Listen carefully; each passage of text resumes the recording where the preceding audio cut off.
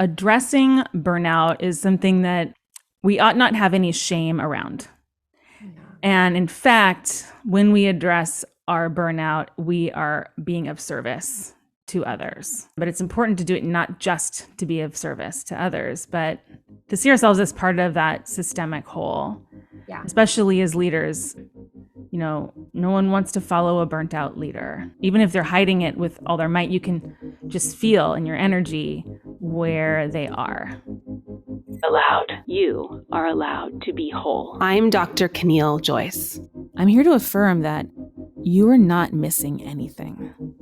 Just imagine with me for a moment that you are and always have been enough. You have always been enough. Imagine that. Allowed. When you were born, you were whole, perfect. Then somewhere along the way, you learned that parts of you were not allowed here. What are the pieces of you that you've put into the basement? And how can you reclaim the wholeness that is your birthright? You are allowed to grow. You're allowed to dream. You are allowed to be exactly who you are and to become the next version of who you want to be.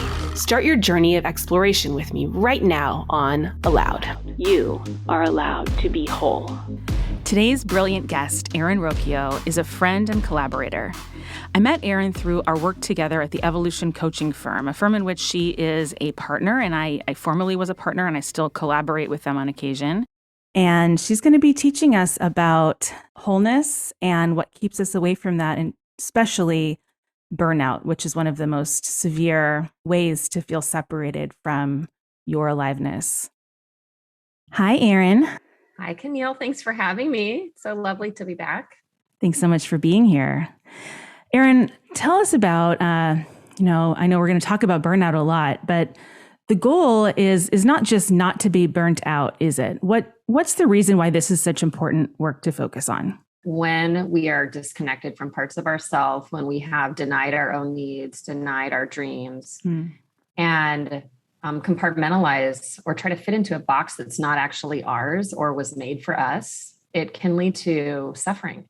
And that happens a lot in the workplace. I think for many of us, it got amplified in the pandemic, and this experience of suffering from our work. Life is hard enough as a human being in the modern world. We've got plenty to deal with. And so in my work as an executive coach and working in building healthy culture, I see a lot how much more pressure workplaces add to the human pressure we already feel. I'm really committed to ending that and creating spaces where we get to be our whole self. We get to really flourish in all the things that matter to us, not just in our personal life, but also in all the ways that our purpose and calling express themselves at work. So we're now in a period of intensifying economic and societal and environmental pressure.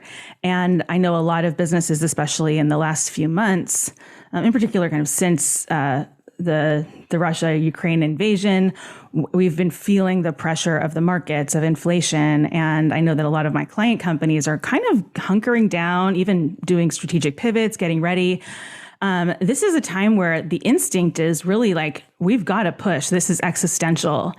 But I think that a lot of our listeners as leaders and managers may be wondering, if I concern myself with burnout, won't that hurt productivity and really be a distraction from what we need to do, which is just to make it?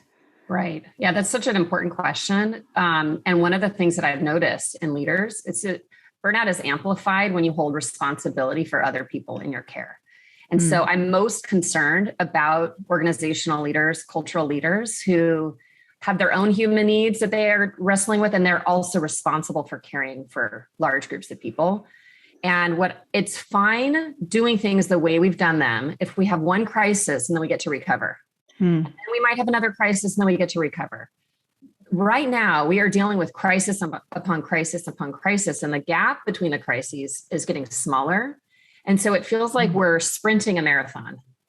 And that is absolutely unsustainable. And so the people that have the power to influence and create positive change are going to be completely depleted before they're able to make a difference. And so those are the people that I really want to speak to and care deeply about in particular. And so part of my study has been, how do we support those people in the renewal process so that they can actually be way more effective in the performance and in the impact for longer?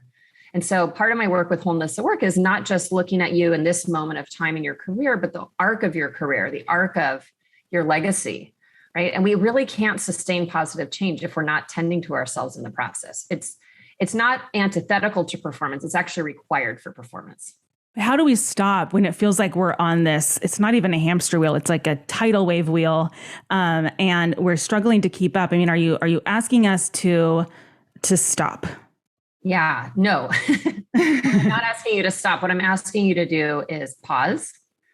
And the research is very clear that we don't need huge stops or gaps in our performance in order to restore and feel whole. That actually we need micro moments throughout the day, like 3 to 5 minutes throughout our day to restore ourselves spiritually, physically, mentally, emotionally.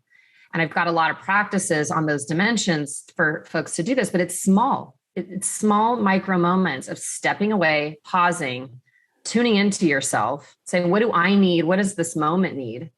And having resources around you and inside you to then go back into the arena and meet it with your fullness. First, maybe just help us understand, what is burnout? How do we know we're there?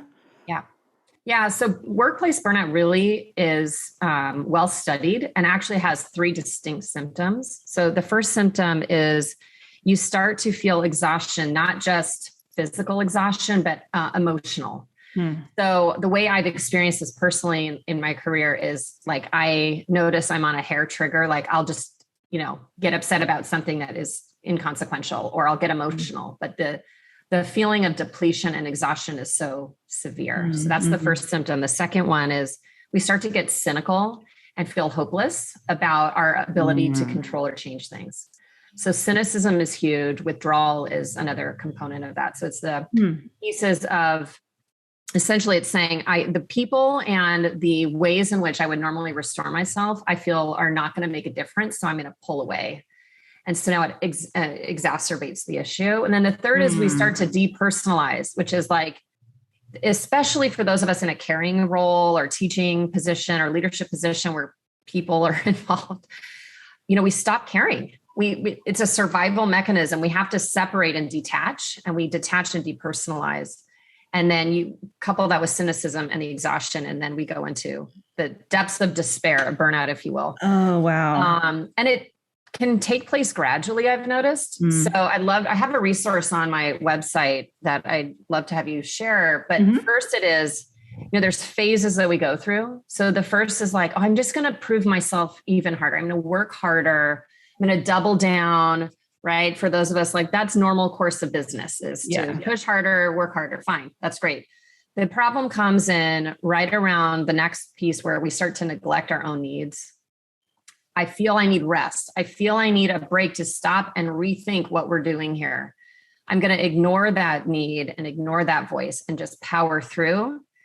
That's a red flag for I'm moving into an unhealthy, ineffective way of performance.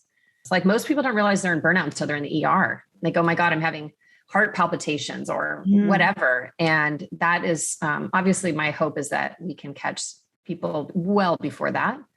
And that if they are there, they've got resources, but that's what it can look like in individuals. And so then you bring a team together where their norms of operating exacerbate that at the individual level. Now you've got a culture of burnout. And that's what I'm particularly worried about, because for many reasons, but we're exacerbating our own suffering. And not only are we exacerbating our suffering, we're actually inflicting it on other people. When we're in a position of power, that's very problematic to me. Something that I've learned from my work with the Circle Up experience and my good friend Beth Ann Standig is that humans are herd animals, just as horses are. And no animal can hold awareness of everything all of the time. And essentially leadership is the holding of awareness. It's what's going on with me? What's going on with you? What's going on with us? What's going on with the environment broadly? How do we get these tasks done together? This is reminding me of it because this thing of I have needs, and I'm at first I'm aware of what's going on with me, and then I begin to ignore those needs. Other animals in our herd, our human herd, can sense that we are not paying attention to that. Mm-hmm. And it's not a bad or a good thing. It's more that now there's a sense of this person is dysregulated. Mm-hmm. And no herd animal wants to follow a dysregulated herd animal. Yeah. That's so true. And, I see that happen, it's like 5 minutes, a client's dysregulated in a meeting, and then they find a way to kind of resource themselves. They do a little breathing, a little inner work, and then they can regulate themselves again, and heads turn back to them, and they have attention and followership again. And it's subtle, but it does happen so quickly in my observation. That's so well said, Caneel, because we are emotionally attuned beings. Like we know moods are contagious. We know that we have resonance or dissonance with the people around us. And I've said this for a long time, is that our well-being, we often think that our well-being is like an afterthought, or it's nice to have, like, I'll sleep one day when I'm dead. No, especially if you're a leader, tending to your regulation, your needs, your values, honoring your boundaries, right? Is absolutely vital to effective followership and leadership and impact. It's literally impossible if you're dysregulated to create the kind of impact you want. Erin, I'd love to hear about the different causes of burnout. Yeah. So with Wholeness That Works Out, I've got 3 resources for people on my website. They're intended to be self-guided coaching tools. Mm-hmm. They can be used by coaches with other people. They can be used by individuals. They can be used by teams. And so one of the things that I think we really need to look at in this conversation of burnout and wholeness is the many dimensions that create these conditions. So there's definitely individual sources of burnout patterning, like the way we're hardwired. This is where Enneagram comes in, but the way we think and behave naturally without thinking about it or unconsciously will keep us in a cycle of burnout. What sends us into wholeness is the individual work around our core values and some of the individual practices around boundary setting and communication. At the relational level, there are patterns of healthy communication and relating that support wholeness. There are toxic ways of relating, especially in work teams. And I'm trying to keep this crisp. So I'll say like issues of inequity within a team, issues of control or lack thereof, create conditions for the individual and the team to suffer, where fairness is not present, that sort of thing. And then I also look at systems. And at the system view, what kind of structures and mechanisms and practices, ways of behaving broadly support wholeness and well-being, and which actually perpetuate cycles of burnout. So for example, I was with a client's team this week, and they were talking about some of the ways in which they hire and some of the things that they look for in the criteria. And part of it kind of like really jolted me, because they were basically saying that in order to be effective at their organization, you had to have no boundaries. You had to work 17-hour days, whatever. And you had to be always on. And these are some of the individual behaviors. But then they amplify this. They're hiring and reinforcing this within their systemic, all of their people processes. They're rewarding and celebrating this kind of behavior. The leaders are modeling that. And then you wonder why people leave tech in like whatever, so many years. They're like, I can't live like this. Of course you can't. Yeah. And so then some of these kind of unhealthy patterns get built into our structures. And that's where I think we have a lot of work to do as people leaders, as organizational leaders. One last thing I'll say about this is we cannot have a conversation about burnout or wholeness without also looking at systems of oppression. Yes.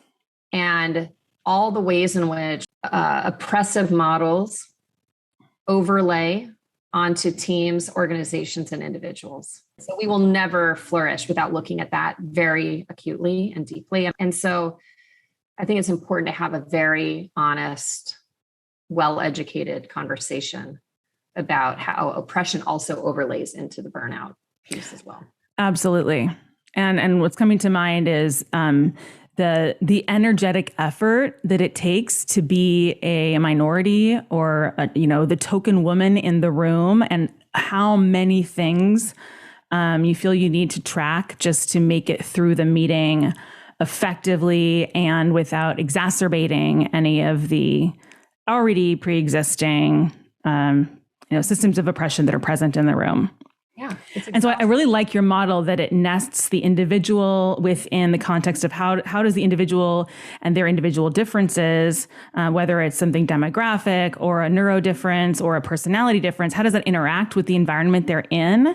I know for myself, certain environments that others may flourish in, I would perish in, and I've had that personal experience, and some that would absolutely freak other people out, I am completely at ease in. Mm-hmm. And that does come down to my Enneagram type often, but I think that it applies at all levels, that whoever you are listening to this, if you're noticing the system around you seems to be suggesting that it's okay for you to be burnt out. It's okay for this to be uncomfortable for you, but it doesn't maybe seem like it's happening with others. I just want to give some validity to that suspicion. And we do tend to put a lot on ourselves as I should be able to handle this better, and not a helpful perspective, probably. Something to be aware of as a pattern. I definitely do that to myself, but it's true that we are embedded in a system. We can't divorce ourselves from the systems and the society in which we are living. Yeah. Especially given what you said earlier, we are social creatures. We're wired for connection. We're greatly impacted by our community around us, mm-hmm. the spaces we're in. And one thing I just want to kind of double click on what you just said, Caneel, I'm so happy you said that, is that we so far in our society have put the onus on the individual if they're in burnout. Mm-hmm. Like you must not be resilient enough. Yeah. Which is total bullshit. Yes. Because most people I know that are in burnout are the most resilient, and they're just in an environment that is a mismatch. And it's not to say you have to go quit your job. There's a lot of levers we can pull. And so I would just want to name a few of those levers real quick, if we can, before we get into individual practices. And so, again, this is all research-based, right? There are 6 levers you have within a workplace to support well-being or get out of burnout. So the first is workload. That's the one everybody thinks about. And essentially it just means that if this is a mismatch, it means you have an inhuman amount of work to do in your role. One of the most sneaky levers that most people don't think about is control. We all need to have a sense of control over our destiny and our environment. And this can be as simple as how we get our job done. Do I have flexibility in where I'm located to do my job? Do I have flexibility in how I spend my time day to day? I have the flexibility as a working mom to go enjoy my kids when they come home from school, and then I can come back and do my stuff, right? So that gives me a sense of autonomy and control, and that's vital for flourishing. The third is reward, and it's not just financial. It can also be social reward. Feel seen and appreciated and acknowledged by the people that you're around. The fourth is community. We talked about this around connection and feeling like you have positive relationships in work that you can actually lean on, right? We all go through difficulty. We need to have environments around us where we can really be our full self and let people know, I need help right now. I need support, and they are there to hold you. Fairness, equity, right? We need to see that decisions are made equitably, that resources are distributed equitably. If fairness is out, it's not a sustainable environment for us. And then the most important one to me is values. So that's the 6th, which is something that you just said, right? Like if kind of acknowledging those of us that feel like we're a fish out of water, doing work around what you deeply value and care about, and then finding environments that share those values is absolutely critical for sustained wholeness.